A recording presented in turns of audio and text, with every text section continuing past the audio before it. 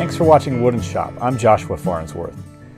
When you get started in traditional woodworking, there's a lot of tools to consider, and they're all useful, and you'll get more and more over time.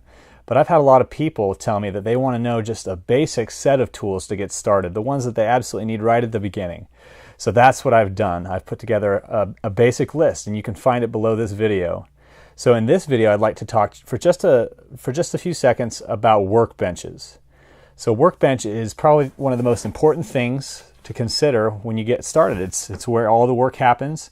Instead of taking your wood to a bunch of different machines, you're bringing your wood, everything, and all your tools to the workbench. Of course, you can get started just on you could even get started on a half a log if you wanted to, but eventually it's important to invest in a workbench, either building it yourself or like I did, because I wasn't skilled enough when I first started, I bought a workbench.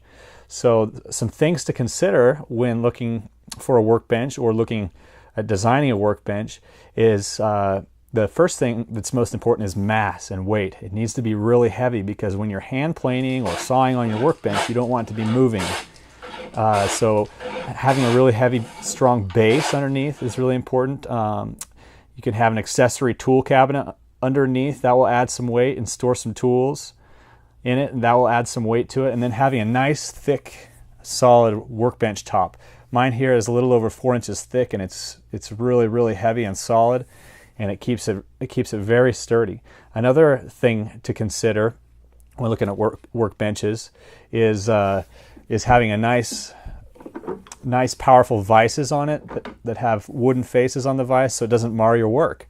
And if you look at a lot of these workbenches, you'll see holes in here that are drilled into the top of the workbench, and they hold these bench dogs that allow you to move your vices and clamp your work pieces inside of it. There's a lot of other features to look for. Some have tool storage areas right here. I liked having a full workbench so that I can work from either side. Yeah, there's a lot to consider. If you're interested in learning more details about workbenches, like brands and models or other features to look for, or links or resources on how to build your own workbench, just check out the link or the button below this video to check out my buying guide on workbenches.